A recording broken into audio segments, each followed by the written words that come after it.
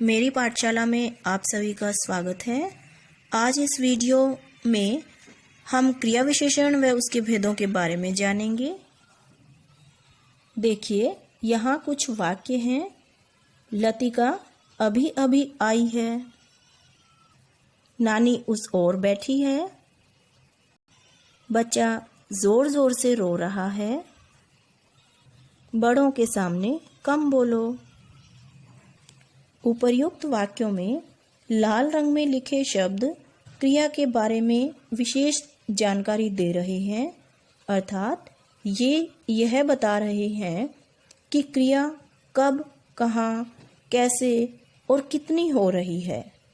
अब देखिए कि जो शब्द क्रिया के होने के काल, स्थान, मात्रा तथा रीति संबंधी जानकारी देते हैं वे क्रिया विशेषण कहलाते हैं। यानी क्रिया की विशेषता बताने वाले शब्द क्रिया विशेषण कहलाते हैं। आइए अब हम क्रिया विशेषण के भेदों के बारे में जान लेते हैं। क्रिया विशेषण के 4 भेद होते हैं: कालवाचक क्रिया विशेषण, स्थानवाचक क्रिया विशेषण, परिमाणवाचक क्रिया विशेषण और रीतिवाचक क्रिया विशेषण। इनके बारे में विशेष जानकारी क्या है?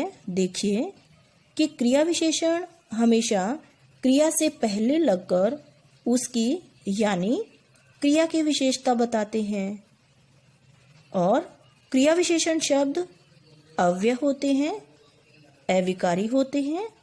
विकार यानी परिवर्तन, बदलाव, अर्थात जिन शब्दों में लिंग, वचन, पुरुष, काल, कारक आदि के कारण कोई परिवर्तन नहीं होता, वे सदैव एक समान रहते हैं। देखिए, क्रिया विशेषण का पहला भेद है कालवाचक क्रिया विशेषण। आइए इन वाक्यों को ध्यानपूर्वक पढ़िए। मोहन को जयपुर परसों जाना था, लेकिन वह आज ही जा रहा है। चीता अभी दौड़ने ही वाला है। उपर्युक्त वाक्यों में लाल रंग के शब्द परसों, आज तथा अभी क्रिया के काल यानी समय का बोध करा रहे हैं, अर्थात क्रिया जाना और दौड़ना कब घटित हुई इसका बोध करा रहे हैं। अतः परसों, आज, अभी कालवाचक क्रिया विशेषण है।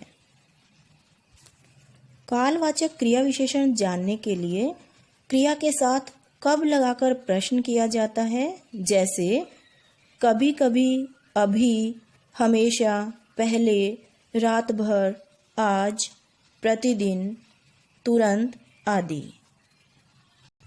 दूसरा भेद है स्थानवाचक क्रिया विशेषण। आइए इन वाक्यों को ध्यान से पढ़िए।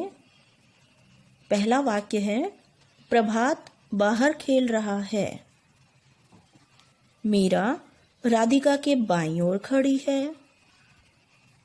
इन वाक्यों में बाहर, बाईं ओर शब्द यह बता रहे हैं कि क्रिया कहाँ हुई, यानी कि क्रिया के होने के स्थान का बोध करा रहे हैं। अब आप समझ गए होंगे कि जो शब्द क्रिया के होने के स्थान का बोध कराते हैं वे स्थानवाचक क्रिया विशेषण कहलाते हैं। स्थानवाचक क्रिया विशेषण जानने के लिए क्रिया के साथ कहाँ लगाकर प्रश्न किया जाता है, जैसे यहाँ, वहाँ, पास, दूर, इधर उधर, बाहर, भीतर, नीचे, आगे, पीछे आदि। यानी वाक्य है कि बच्चा बाहर खेल रहा है। अब यदि हम वाक्य से कहाँ लगाकर प्रश्न करते हैं कि बच्चा कहाँ खेल रहा है, तो स्थान का पता लगता है कि बच्चा बाहर खेल रहा है। अगला भेद है परिमाणवाचक क्रिया विशेषण। इस भेद को समझने के लिए फिर से इन वाक्यों को ध्यान से पढ़िए। पहला वाक्य है मोहन तुम बहुत बोलते हो, कम बोलो। इस बार वर्षा अधिक हुई। इन वाक्यों में बहुत कम, अधिक शब्द क्रिया की मात्रा बता रहे हैं कि कितनी मात्रा में क्रिया हुई है। तो अब आप समझ गए होंगे कि जो शब्द क्रिया की मात्रा बताते हैं वे परिमाणवाचक क्रिया विशेषण कहलाते हैं। जैसे हम कालवाचक में कब और स्थानवाचक में कहाँ लगाकर प्रश्न करते हैं, उसी प्रकार परिमाणवाचक क्रिया विशेषण में हम क्रिया के साथ कितनी या कितना लगाकर प्रश्न करते हैं। जैसे कुछ, खूब, कितना, उतना, काफ़ी, कम, केवल आदि। हम वाक्य बनाएं कि मेरे पास केवल 10 रुपए हैं। प्रश्न क्या होगा कि कितने रुपए हैं, अर्थात यहाँ क्रिया की मात्रा का बोध हुआ है। भेद 4 पर विचार करते हैं। रीतिवाचक क्रिया विशेषण। आइए इन वाक्यों को ध्यान से पढ़िए और रीतिवाचक क्रिया विशेषण को समझिए। पहला वाक्य है विक्रांत जोर से गिर पड़ा। अगला वाक्य है रिधिमा ने हंसते हुए कहा। इन वाक्यों में जोर से, हंसते हुए शब्द क्रिया के होने की रीति यानी क्रिया कैसे हो रही है, अर्थात क्रिया का तरीका हमें पता चलता है। यानी जो शब्द क्रिया के होने की रीति का बोध कराएं वे रीतिवाचक क्रिया विशेषण कहलाते हैं।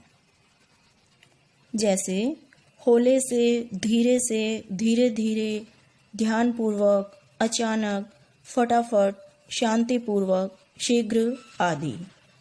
देखिए, रीतिवाचक क्रिया विशेषण को पहचानने के लिए क्रिया के साथ कैसे लगाकर प्रश्न किया जाता है।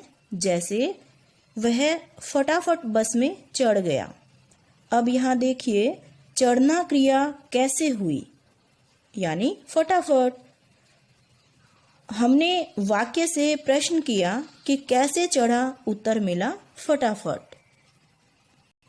हम कई बार असमंजस में पड़ जाते हैं और क्रिया विशेषण व विशेषण शब्द में अंतर स्पष्ट नहीं कर पाते हैं। तो इसके लिए हमेशा एक बात यह याद रखें कि विशेषण हमेशा विशेष्य के साथ, विशेष्य यानी संज्ञा या सर्वनाम के साथ लगता है, जबकि क्रिया विशेषण क्रिया शब्द के साथ लगता है। जैसे वाक्य देखिए कि उसके पास काला घोड़ा है। अब घोड़ा विशेष्य है। वह प्रश्न कैसे से जरूर किया कि घोड़ा कैसा है, तो विशेषण काला हुआ यहाँ पर। अब देखिए कि यहाँ विशेषण विशेष्य है, यानी घोड़ा संज्ञा शब्द है, जैसा कि मैंने ऊपर बताया है। उसी तरह यदि हम वाक्य बनाएं कि बालक जोर से गिरा, अब भी हम प्रश्न कैसे से ही बनाएंगे कि बालक कैसे गिरा, उत्तर होगा जोर से।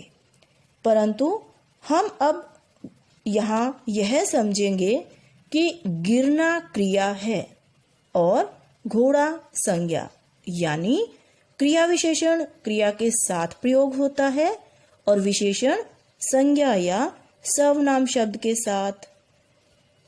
तो उम्मीद है आपको क्रिया विशेषण व उनके भेदों को जानने में यह वीडियो काफ़ी मददगार साबित होगी। मिलते हैं अपनी अगली वीडियो में। तब तक के लिए अभ्यास जारी रखें। धन्यवाद।